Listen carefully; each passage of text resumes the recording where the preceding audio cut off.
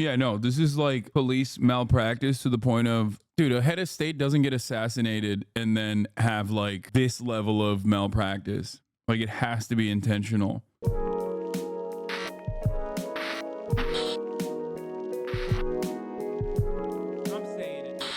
This is Sweden's JFK mystery.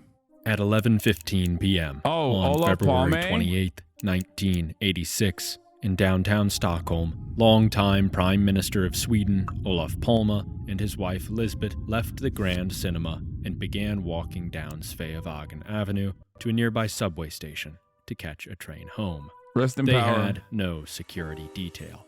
The Prime Minister often preferred to go among the public as if he were an ordinary citizen. Passing the Adolf Fredrik Church, they crossed to the east side of the street and continued heading south. They paused to look in a shop window, but only briefly. Then, as they crossed the intersection with Tunnelgatan Alley,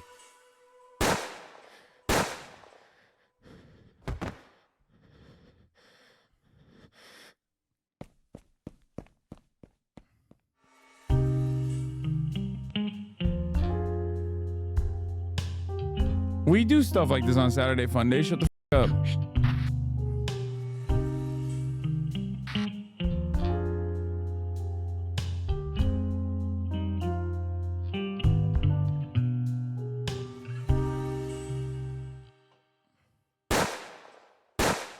Gone but not forgotten. Oh, he's definitely forgotten. And I feel like any kind of social democracy in this country now is like accompanied with severe austerity and hatred of Muslims.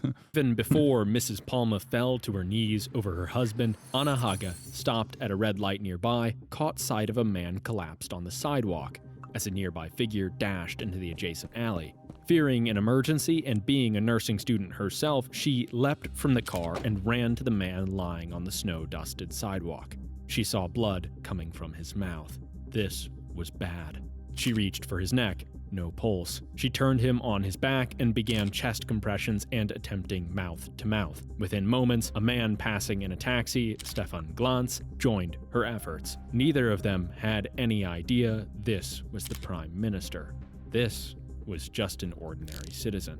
After disputing with the victim's wife about the importance of the life-saving efforts, someone else began to try to move the victim's legs, saying he ought to be lying on his side. Anna told him off, saying this man's heart had already stopped. This was all they could do. She was so engrossed in her work, she made no memory of his face. This is unrelated, but there's so much blood on the bed. On Kaya's bed. It's crazy. This girl is bleeding right now. Jesus Christ. Maybe that's why she's sleeping all the time from the loss of blood. Free bleeding queen. I know. I didn't want to put the diapers back on because she hates them. Lars Jepsen snapped his head over his right shoulder and saw a man on Sveavägen just ahead fall to the ground into his view. He must have been shot. Then footsteps on the opposite side of Tunnelgatan, but some kind of shed obstructed the source of the noise. Lars turned to look over his left shoulder. A glimpse. Someone, it had to be a man, seemed to fumble with something as he ran toward the nearby stairs. Then, quick as he came, he was obscured again.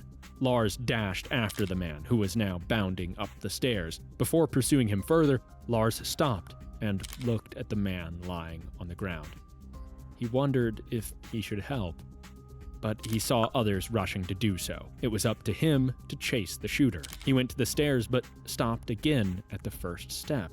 He didn't want to follow too closely. At the top of the stairs, he saw the shooter pause, only for a split second, and glance over his right shoulder before disappearing. Lars ran as fast as he could, but he never caught another certain glimpse of the shooter. Stig Engström only heard one loud pop as he left his office building at 44 Sveavägen. He figured it was a car's exhaust bang, nothing unusual as downtown noise goes. As he proceeded down the street, after attempting to check his watch, he saw a man lying on the ground, whom he presumed to be a passed-out drunk. A woman was on her knees beside him, asking for someone to call an ambulance. A young man and woman hovered over him. and then he saw the blood coming from the man's mouth. Now he knew something was wrong. The older woman said he was shot, and the killer had run down Tunnelgatan. Engstrom looked down that way and saw the silhouette of a figure standing there against a lighted wall, looking in their direction. He looked back at the body on the ground, then back down Tunnelgatan. The man was gone. Then he tried to help turn the victim on his side to help drain the blood away, but he was already dead. Except Engstrom's story changed a lot. In fact, his behavior became so bizarre and untrustworthy, he eventually became a suspect in Palma's murder. In 2020, Swedish police even pronounced with certainty that he was the murderer. But Engstrom committed suicide in 2000. With nobody to put on trial, after nearly 35 years of active investigation into the murder of one of Europe's most controversial Cold War-era leaders, the police closed the case. And who? Obviously, you know why he's considered controversial. Or let's just say, he's considered controversial, which should be a red flag. Or not a red flag, but in our case, like the good red flag, as in a green flag, technically, if that makes sense. Who really killed Olof Palme remains a mystery.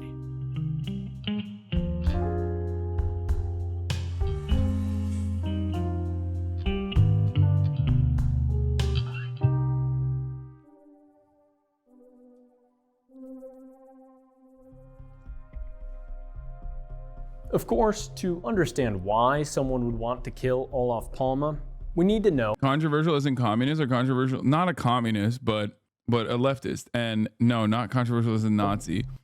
You think the CIA was executing Nazis during the Cold War? Or at least, like, you think that's what was happening? No, they were putting them in positions of power. What he was wearing.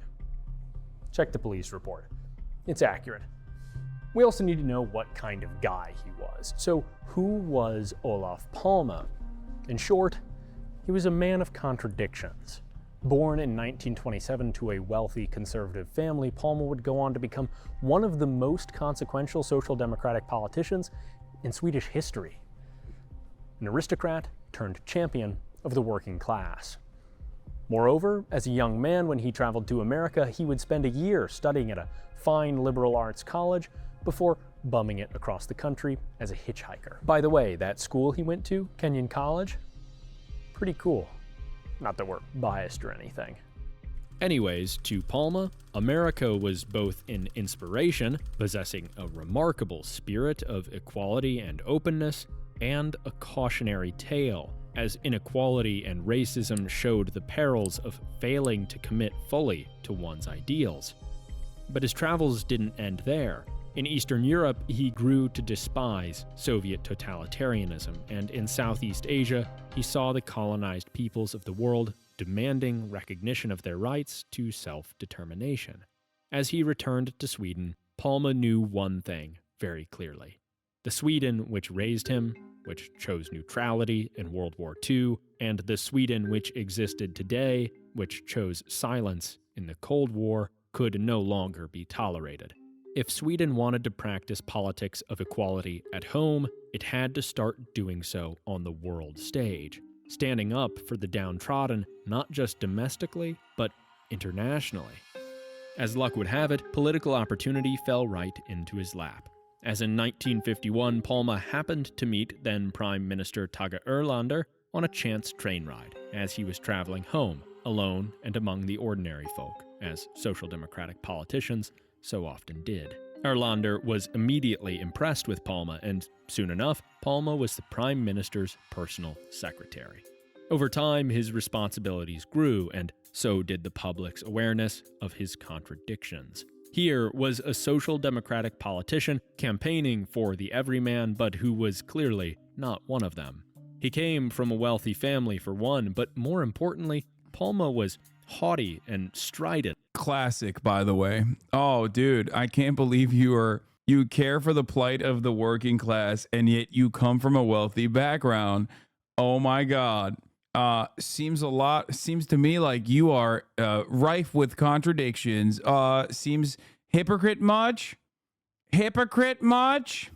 A man of immense talent and capability, and who wasn't necessarily humble about it.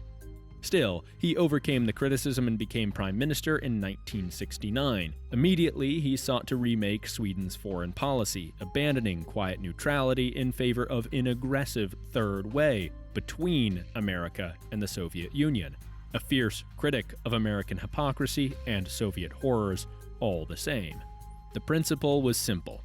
The downtrodden of the world had a friend in Olof Palme's Sweden. These simple facts inevitably raise the question of equality, of a more equal distribution between countries and within countries. We are beginning to see the outlines of this problem and the consequences, but we are not yet ready to accept the full implications of international solidarity. Americans have hypocrisy, Of but the course. Soviets has horrors. Yeah, I think this content creator is a little bit of a liberal, but it's fine. I don't give a shit. Making such friends brings plenty of enemies. At home, as economic troubles began to worsen, critics regarded Palme as more interested in those suffering outside Sweden than within. Though he led his party to its first defeat in 40 years, only 6 years later, in 1982, he led a return to power and return to form, making Sweden into the country of support for South Africa's ANC in their fight against apartheid. This among was a big other no-no. efforts. Palme was a brilliant, difficult man. His aspirations were equality, democracy, and international fraternity, but at the same time, he liked the spotlight and was stubborn to a fault. Paradoxically, Palme desperately wanted to be like the people he fought so hard for. So, on that cold February night, Palme dismissed his security guard and set out to see a movie, as if he were just an ordinary citizen.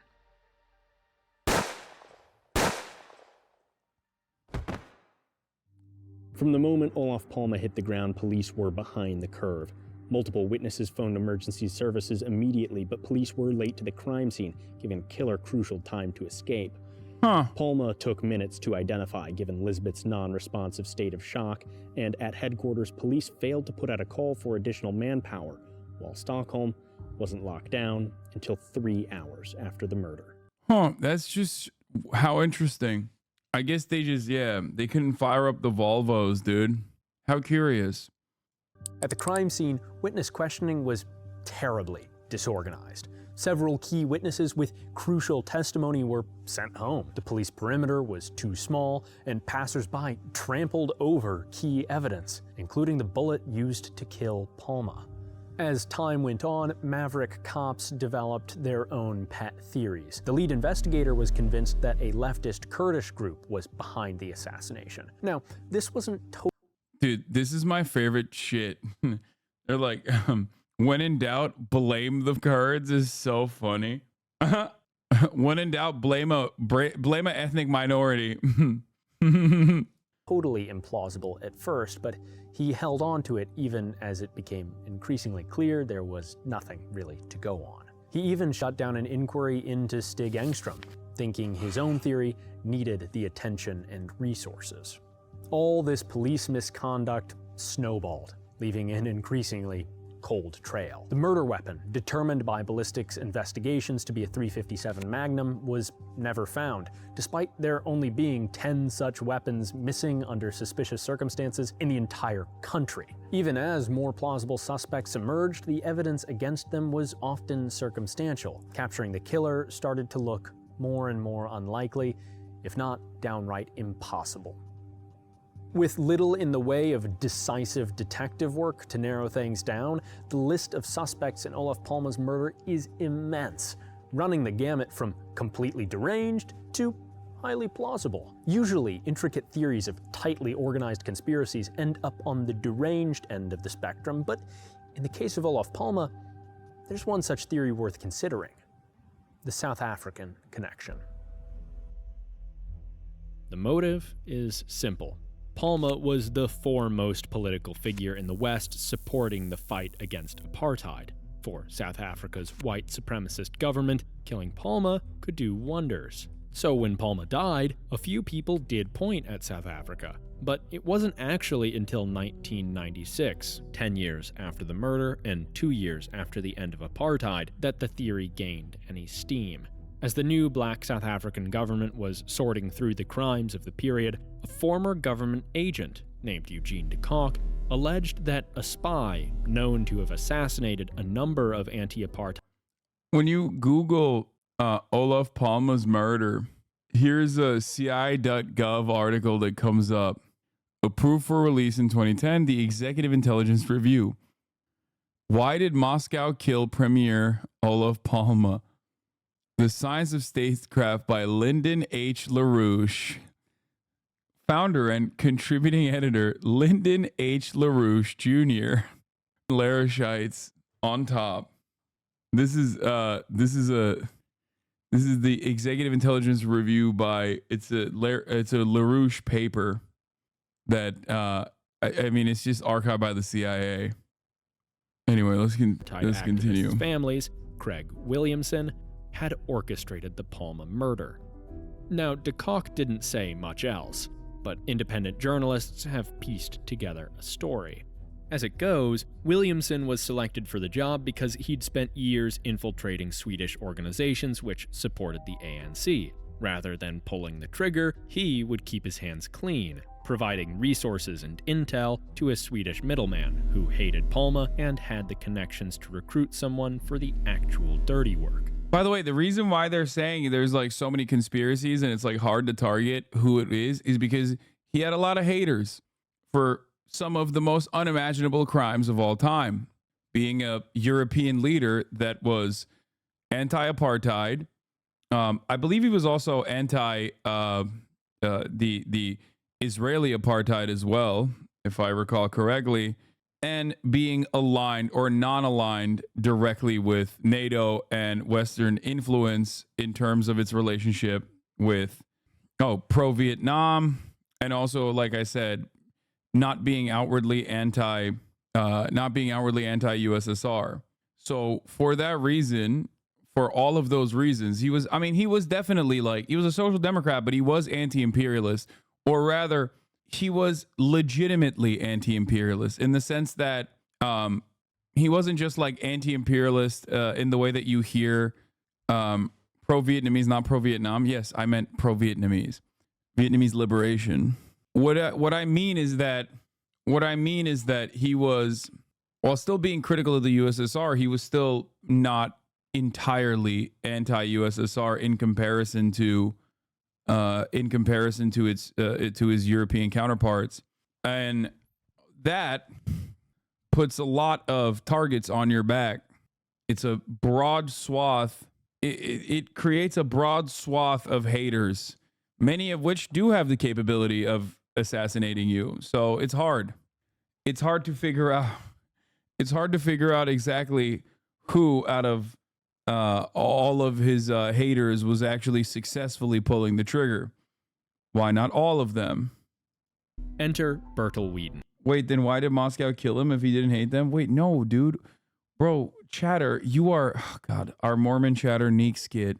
Once again, I show you a LaRoucheite newspaper, and just because it was archived by the CIA, you immediately assume that this is a paper of record, okay? A paper written by a psychopathic cult leader. And you immediately, just because it was archived by the CIA, go, it must be right. Like, this isn't even the CIA's position. Okay? It's just archived by the CIA. And you still were like, yeah, it must be correct then. Mormons are so vulnerable to misinformation. Anyway. An avowed Swedish right-winger who worked as a mercenary for Rhodesia's white supremacist government in the 1970s. Williamson and Whedon had met all the way back in 1980, and today stand accused of collaborating on the burglary of anti-apartheid activist offices in London, a charge which, if true, certainly helps paint the picture of these two men as international clandestine criminals. So, the South African government has a motive. Williamson and Whedon have the means. But what about opportunity? Here, the theory gets a bit murky. Perhaps Whedon recruited a disaffected right-winger to do the job, someone without a lot of experience but with plenty of passion, and naive enough to take the fall if caught. Whoever the gunman, the theory goes, they would have been trailing Palma for some time, finally seen their chance that night after the movie, pulled the trigger, and fled. How does this theory hold up? Well, there's a compelling motive, and Williamson was a serious guy, a bona fide killer. But it's pretty incomplete. Who actually pulled the trigger? There's not really much to say, despite some pretty rigorous journalistic work to figure it out. Not to mention, de Kock's accusation came at a time when former apartheid officials could get amnesty for their crimes by presenting evidence against each other. Now, that's not proof he was lying, but he would have had an incentive to do so. True or not, this theory points to important insights about power and identity, the core concepts at the heart of Palma's own story and personal contradictions. Williamson spent his entire career working tirelessly to deny recognition to an entire people, literally killing those who stood in his way. Apartheid South Africa's intense need to suppress the recognition of millions was a powerful force, one that, however unlikely, could have stretched thousands of miles onto a dark Stockholm street in February to kill a man who'd spent his life doing the opposite. Several early witnesses, including Olaf's son, Martin, testified to seeing someone outside the Grand Cinema before and after the screening and following the Palmas as they left. The search for the so-called Grand Man led police first to Ulf Spinners, a seedy character who claimed to know something about the murder. In turn, they encountered Christer Pettersson, who, as a friend of Spinner's, was able to provide him with an alibi. Interestingly, this was not the first time the police had met with Pettersson. After suffering a traumatic head injury as a young man, Pettersson developed a habit of substance abuse and addiction, and soon began landing himself in more trouble, ultimately stabbing a drug dealer to death in 1970. An event which garnered him prison time and the nickname the Bayonet Killer. But about that alibi. Pettersson claimed Spinners had been staying at his apartment on the edge of town. That evening, Pettersson had taken the train downtown to visit the Oxen Club, which was owned by drug dealer Sigge Sedergren. He then left the club around 10 p.m., taking the train home to arrive at about 11:30. A plausible timeline given his apartment's distance from central Stockholm. It all made sense. In fact, this whole group of lowlifes appeared to be a dead end. But after 2 years of fruitless investigations and a decision to retrace their steps, the police noticed an oversight. They hadn't bothered to ask Sedergren if he'd even seen Pettersson that night at the club. So in 1988, the police asked Sedergren, who was, ironically, at the tail end of a prison stint, about the affair. As it happens, he hadn't seen Pettersson that night at all. He volunteered an explanation for the mix-up. Perhaps Pettersson had wanted to buy some drugs and stopped by Sedergren's apartment. He lived near the Grand Cinema. Now they had a suspect. So they sought out Ulf Spinners once more, who now disputed the very story which provided him an alibi for the murder, asserting that Pettersson hadn't returned home until 12:30, ample time to have committed the crime. It was time to talk to Pettersson. His alibi didn't change much, but it was now, a couple of years later, more detailed. He'd left in the early evening, gone to the Oxen Club, hung out with Sedergren and his girlfriend, where, incidentally, he'd signed an affidavit as a witness to their opening a shared bank account, gotten drunk, taken the train home, fallen asleep, passed his stop, and had to go all the way back home, thus explaining his late arrival. Except neither Sedergren nor his girlfriend testified to seeing Pettersson at the club that night. And that document existed, but was undated. Pettersson just might be their culprit. So the police set up a lineup. Yeah, no, this is like police malpractice to the point of, to such a degree that it is literally, I think, straight up voluntary. Dude, a head of state doesn't get assassinated and then have like this level of malpractice. Like, it has to be intentional. Like, you know. A key grand man witness and Olof Palme's son Martin, who both testified to seeing someone follow the Palmes from the theater, picked out Pettersson, although quite tentatively. Then they called in Lisbeth Palme to view a video lineup. She refused to be anywhere near the killer, and she identified Pettersson, stating, "It's evident who it is." That was enough. Christer Pettersson was charged with the murder of Olof Palme. The trial that began in June of 1989 was a disaster for Pettersson. His defense lawyer was unnecessarily confrontational with Lisbeth Palme, who remained a sympathetic figure with the Swedish public. In fact, Pettersson was convicted almost exclusively on the basis of her testimony. However, the conviction wasn't unanimous, and Pettersson was granted an appeal. 2 months later, citing evidence of Lisbeth Palme's state of shock and unreliability, along with police misconduct in nudging her selection at the lineup, while lacking evidence for any clear motive for Pettersson, his appeal was successful. Christer Pettersson was innocent. Without compelling new evidence, it was impossible to retry him, even as he made... But they're cops. Is it ridiculous to think that they're just that incompetent? Not to that degree, no. Bro, they let people walk over the crime scene. What are we talking about? A head of state? This isn't like a random, robbery. Like, yeah, they're definitely very incompetent regardless, but like, that's an insane assessment. Made conspicuously self-incriminating remarks and media appearances, apparently motivated by compensation for his sensationalism. Pettersson died in 2004. Leaving behind a frustrating trail of circumstantial evidence and unanswered questions. Maybe he had the means. Zettergren, who dealt not only in drugs but also weapons, claimed to have sold Pettersson a revolver which matched the forensic criteria. As for motive, the popular theory goes, ironically enough, Zettergren bore a passing resemblance to Palme, and for whatever reason, Pettersson had it out for him, like he did the last drug dealer he killed.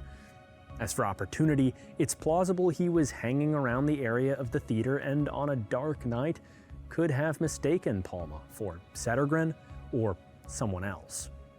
However, the most compelling part of the story is merely how good a story it is. Palme was an extraordinary politician who just wanted to walk the streets of the city he loved with his wife as just an ordinary citizen.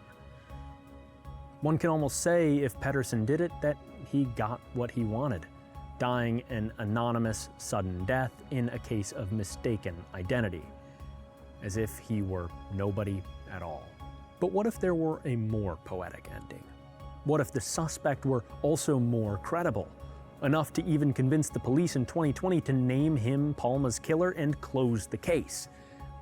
Well, there is Stig Engström, the third eyewitness from the intro, the man whose story just kept changing.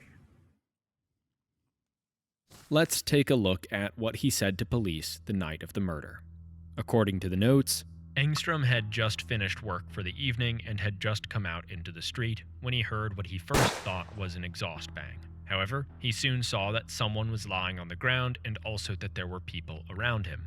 As he passed the alley by Tunnelgatan, he looked there. Against a lighted wall, he saw a man in his 20s wearing a dark blue jacket.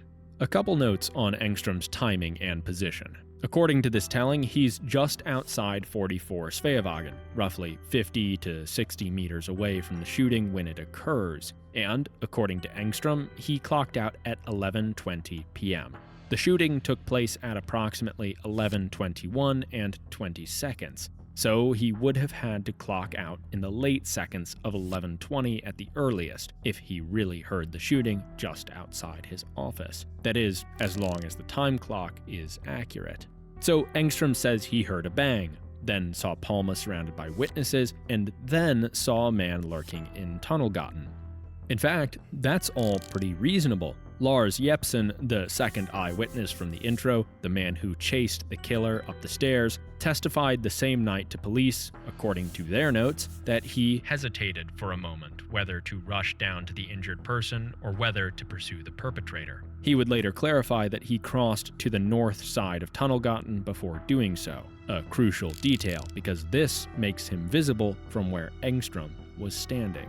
This is a vital point in Engström's alibi. If he really saw Lars, it makes his guilt very hard to believe. Recall that at the time Lars was standing in that spot, he testified the killer was already bounding up the steps and had made it some distance. To see Lars on the north side of Tunnelgatan would have been very difficult from anywhere other than where Engström claimed to be standing. What about the rest of his statement? Well, he makes a few bizarre remarks, but they're ultimately explained with a little investigation. Unfortunately, there's just not enough time for two guys making monthly videos to get into all of that here, but if you want to learn more, supporters on our Patreon get access to our podcast, where we discuss things that don't make the cut for videos like this. Link in the description. So Engström's story makes enough sense. The problem is, he didn't stick to it. First, his position at the time of the murder changed. The earliest police notes imply he claimed he was 50 meters away when he heard the shooting, but he later claimed to be much closer, saying he'd walked with quick steps, almost half running, as he was in a hurry to get to the subway. When he was about 20 meters from the intersection at Tunnelgatan, he heard a bang.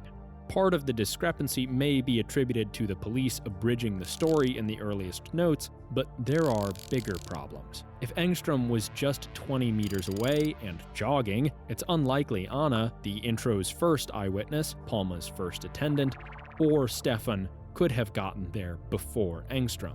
Further, Engström's jogging makes little sense, as he had plenty of time before the last train. Second, the timing started to get fuzzy too. In his third conversation with police, Engström attempts to explain his failure to register the gunshots appropriately by claiming that he was distracted trying to look at his dark watch. But he'd never mentioned this detail before, and he'd just then clocked out of work. If he was worried about time, surely he would have taken a look at it then, before mistakenly assuming he needed to rush to the station. Finally, in successive statements, Engström expanded his own involvement in administering first aid to Palma, from casting himself as a helpless bystander to offering advice about how best to position the victim, all the way to actively attempting to turn him on his side. There are other examples, but these are the most conspicuous instances of apparent dishonesty, and they all have one thing in common: a persistent effort by Engström to establish himself closer to the crime and more involved in the aftermath. Put another way, if he were innocent, Engström's first story is perfectly credible. He left work, heard the shot, ran to the scene, and even saw Lars Jepsen where he's supposed to be, confirming the timing. End of story. So why lie?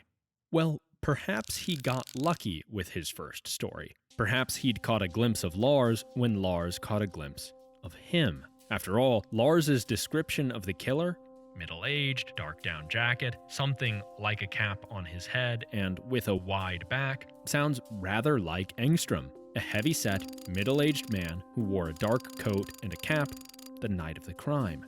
According to the 2020 police announcement, the motive is simple. Engström craved attention.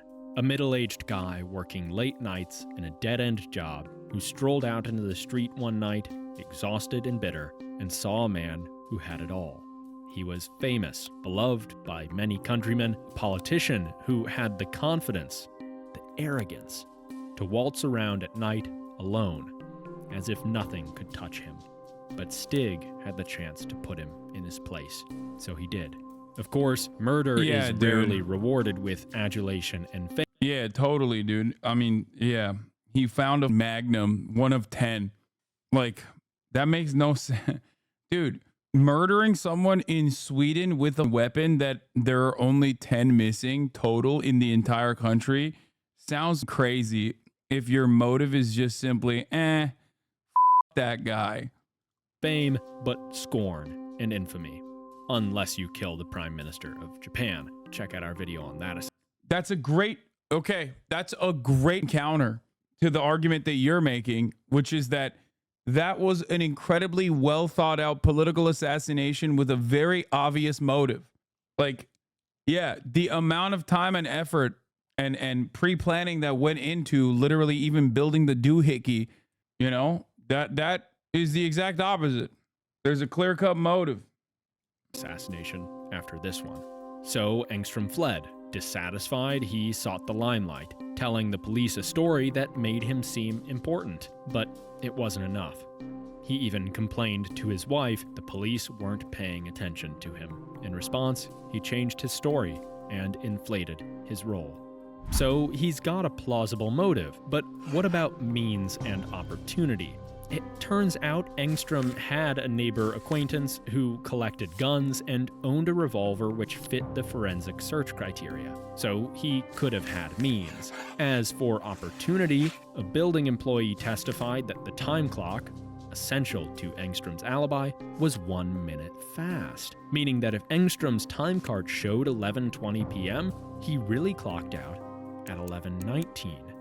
Much too early for his story to make sense, and early enough to spot the Palmas walking down the street, tail them, and commit the crime. Engstrom begins to look like quite a believable suspect. Except another building employee claimed the time clock was 1 minute slow, which means Engstrom would have really clocked out at 11:21. Perfectly in time for his original story to add up, and late enough to make it impossible for him to shoot Palma. The police never tested the time clock. Once again, his original story was perfectly believable. So why lie?